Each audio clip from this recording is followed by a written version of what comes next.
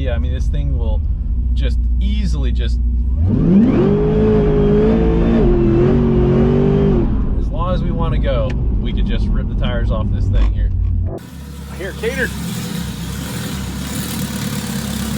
Hey, little fella. All right, fellas, wanted to say thank you so very much for all of your orders. Thank you so very much for your generosity. I promise you, this shirt looks so sick in person. So much better than what you see online here. Everybody that sees this, we've gotten compliments with it wherever we go. So guys, keep it up. Thank you so much for your support. Hey guys, this last weekend, all of the fastest Cadillacs in the whole country descended down onto Orlando Speed World for Cadillac Attack. For this first car, we actually had this film footage from, I think it was maybe a year and a half ago, and I had most of the story. But this last weekend completes the end of the story and is definitely an awesome tale of tragedy to redemption. We have a 2012 CTSV that I've had as a long-time customer, and he built a super nasty upgraded motor, an LS9, and it had the best of everything in it. Like, we had just done the max effort blower, had about 1,000 miles on this engine.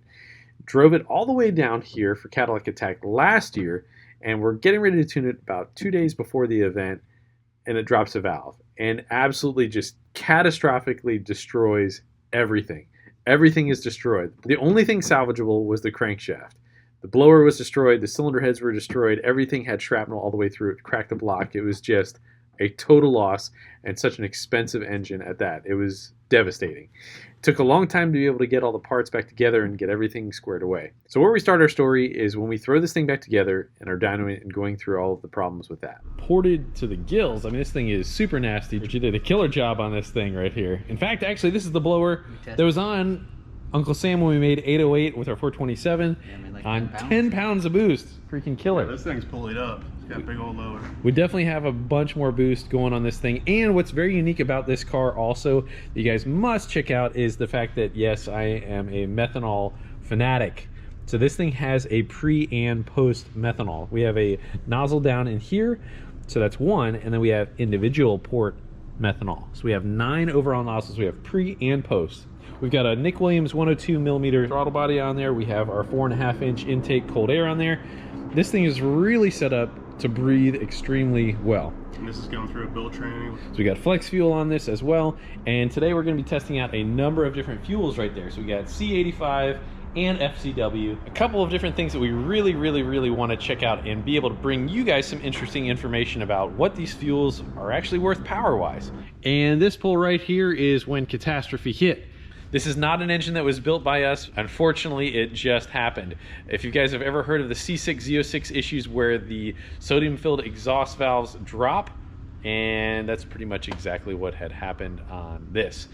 So guys, right now we are making some very decent power, and we're about to change fuels again. On a 30% alcohol blend, we made about 805 horsepower and 751 pound-feet of torque. On this blend right here, we're at 70% ethanol, but we are running out of fuel.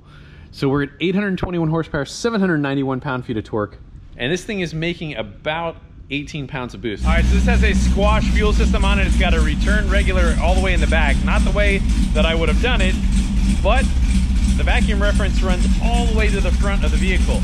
We are really putting a strain on the fuel system at full E85. So what I have no other choice in order to be able to make this work is to turn up the fuel pressure.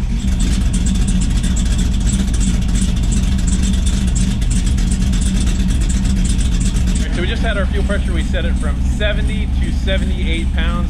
Hopefully this gets us where we want to go. Lower the duty cycle and still have enough fuel.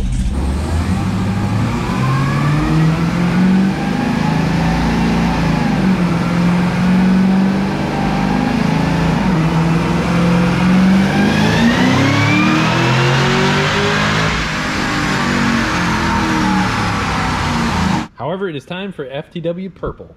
I've had a number of customers that have been able to run some record times with this fuel. Just now we had C85 in there and we had just changed over to the FTW. The best numbers that we've been able to make thus far are right around that 830 area. 775 torque, really brutal strong for what it is. Just gotta see what this is gonna do with that better fuel.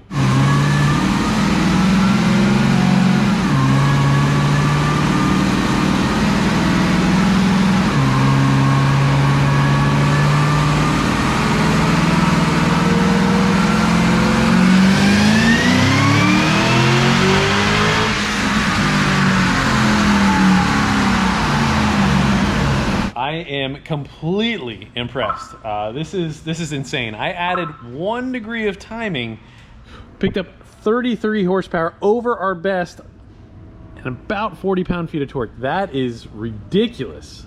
I do want to try and find out what the limitation is. I love C85. I think it's fantastic fuel, but I am very, very impressed with the FTW. All right, so what we've been finding here is some false knock. This keeps showing like we're having spark knock, but definitively out the back, we did not see any black puffs, and that thing did not spark knock.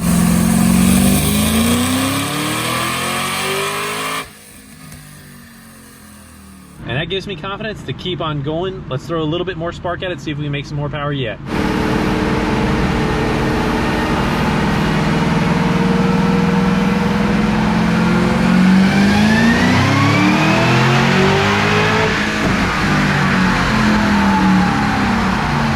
All right, so guys, I added another ½ degree of timing and just tried to make sure that the air temperature was about the same as what it was on the previous pull. 872 horsepower, 825 pound-feet of torque. We're making over 800 pound-foot of torque at 3,800 RPM, all the way to about 5,400 RPM. For a 1.9 liter blower, this is outstanding. All right, so once again, I did have the issue of it looking like it was spark knocking, but again, the dyno actually showed like it was totally clean. I believe we have 1050cc injectors in here. We're at 87% duty cycle, 27.5 degrees of timing with just about 17 pounds of boost. I mean, that is crazy, but we have just about the ultimate fuel that we can possibly run in this car. Let's try and pack this thing full of ice and see if we can make a bunch more power.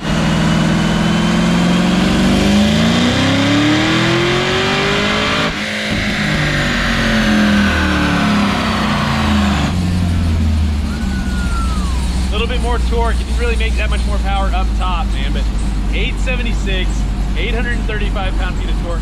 This thing is gonna be scary on the street. I only got stock tires on it right now. We are finally taking this thing out for a drive, and I will say it's probably gonna be a bit sketchy. I mean, we're trying to harness all this power on a stock tire.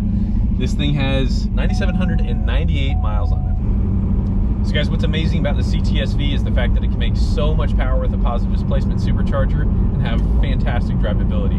Now this has, I believe, a stage 4 Brian Tooley cam in here, and the drivability honestly is really, really good. This is our first time really driving it since we've dynoed it. You know, years ago, I never would have thought you'd be able to make this much power with this kind of drivability. So honestly, everything's going forced induction, and you know, 800 is the new 600 pretty much. It is so freaking awesome, the fact that we've got Showtime Speedway like 2 blocks away from our shop.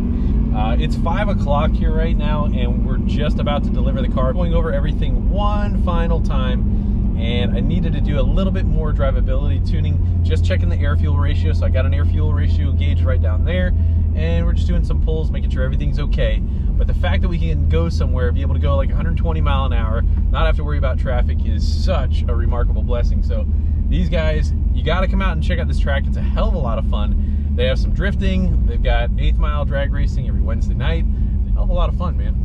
Might take old Millsy out for a ride here. Let's see. All right, you want to get scared? No. This thing's pretty rowdy.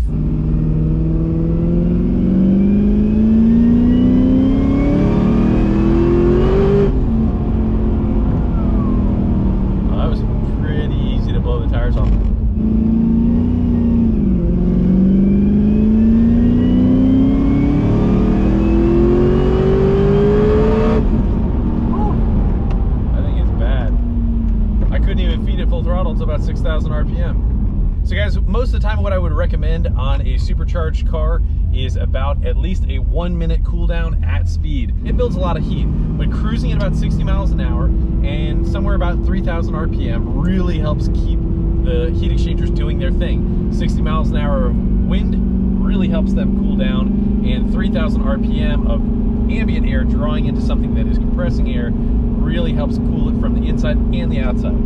The dyno is the best simulation in the world, except the street is the absolute real deal. So when I take off the dyno, we always street test it, just make sure it's doing exactly what I'm hoping and wanting it to do.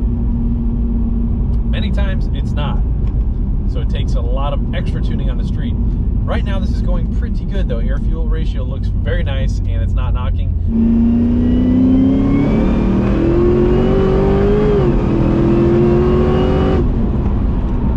That is fast. Oh man, really tested those brakes too.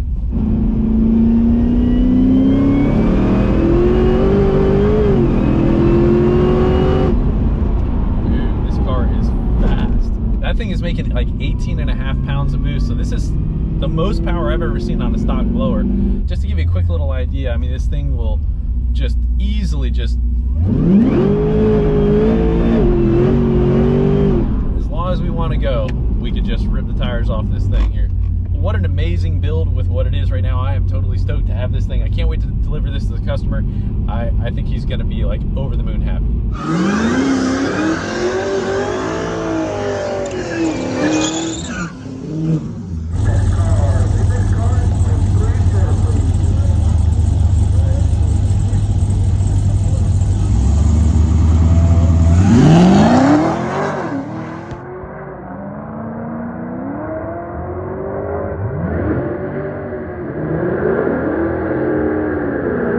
If you guys been watching for a while, you've seen Ben's 2017 CTS V3. That thing is a ripper. We had the full bolt-on record with that car and he went 972. So we made some little itty-bitty adjustments right before this event. Didn't really make that much more power, but we did move up some shift points and everything seemed good. However, the day of the event, tell us what happened there. So actually the night I got off the dyno here and then we went over, I was just making a little bit of test hits, you know. If you ran the gears out, it would, like, the throttle plate would close. I could see it in the logs. And it wouldn't open again until, like, the car slowed back down to a certain RPM. So it wasn't like hitting a rev limiter. It was just like, it was driving through the rev limiter and then just locking the car out. And so you didn't have any sort of computer, and I was supposed to go to the event, and last minute I kind of had to bail, unfortunately. So you had to paddle shift the car through, well, your first race event, honestly. Right. So I mean, it worked. I was having to short shift it just so it wouldn't lock out. So you had to find that sweet spot between, like, going too short and if you stretched it out too long, then it was just going to close the throttle on you. All right, so let's check out a couple passes from what Ben has got going on right here.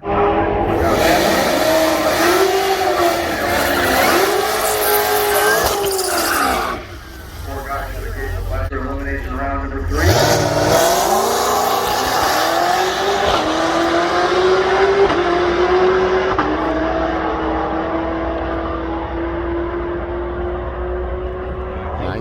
Four at 140.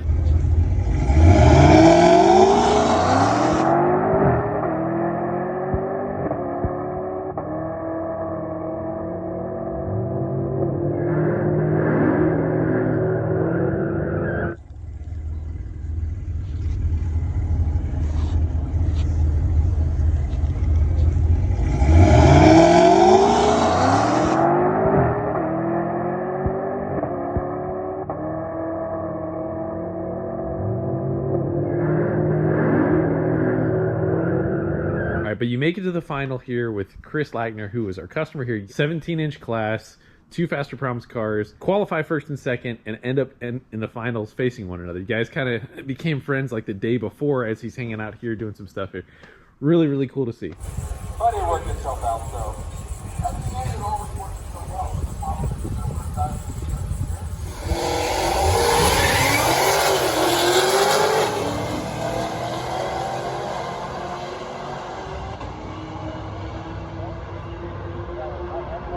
One of those passes right there, you went 968, so you actually reset your record, dude. So we were super happy about that, man, dude. Kudos to you. First race ever, and you actually end up taking home $500. So that is a really, really cool thing. You have this package that is really, really working well. So break that down for us real quick here. All right, so we've got dual pulley. It's a R231 upper and then a 9.1 lower. Intake header exhaust. Throwing all that boost at it was like going crazy with IATs. So we put the forced inductions interchiller on it.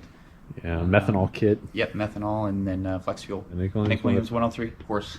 Oh, George Special. George Porter Special. Yeah. All right, so our other customer, Chris, actually did 2 different classes there. He went from the 17-inch class, and after he won that, beating Ben in the final there, He went on to race in the 19-inch class. What were the rules there? Stock interior, you couldn't have any interior taken out of it. So like full weight, basically, Yeah. something like that. It's I think you had to basically like a weight street up. car class. Gotcha. Okay. All right, so Chris Leitner was competing in the 19-inch class there. So check out the final right here with that. Chris Blanker out of Virginia, 2012 TPFB. 19-inch class finals. Here we go.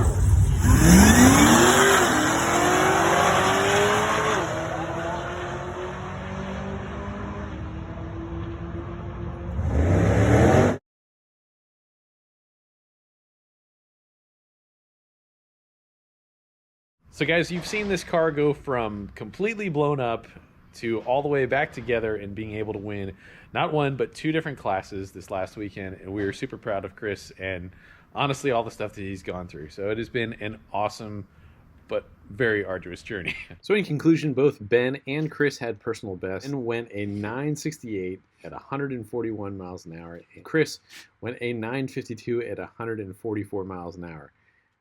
It is just amazing to me what street cars are doing nowadays. All right, guys, want to leave you with a quote? That is, the measure of a man is not how many servants he has, but how many he serves. Song I want to leave you with, George Thorogood and the Destroyers, and that's 1 bourbon, 1 scotch, and 1 beer.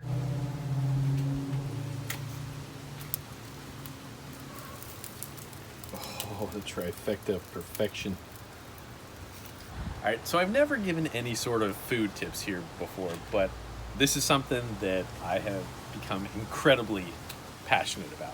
I got this for a Father's Day gift, and it has been honestly the best gift. I never really was a grill guy or anything like that, but I am now, and this is awesome. So little tips I wanted to give real quick here. Best thing that I have learned on this whole thing is using a bath. And so we take all of the drippings, and actually this time I did something a little bit different.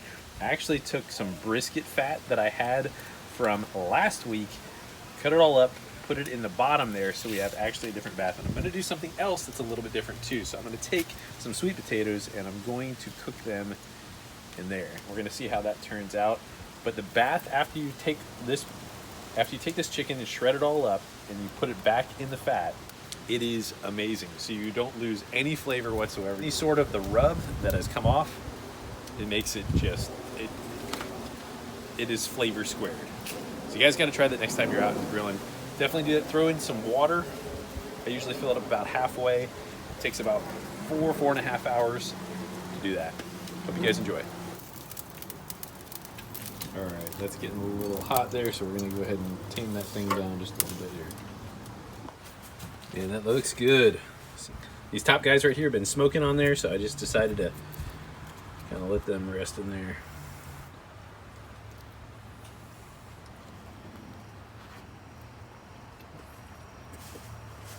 Yeah, that's ridiculous.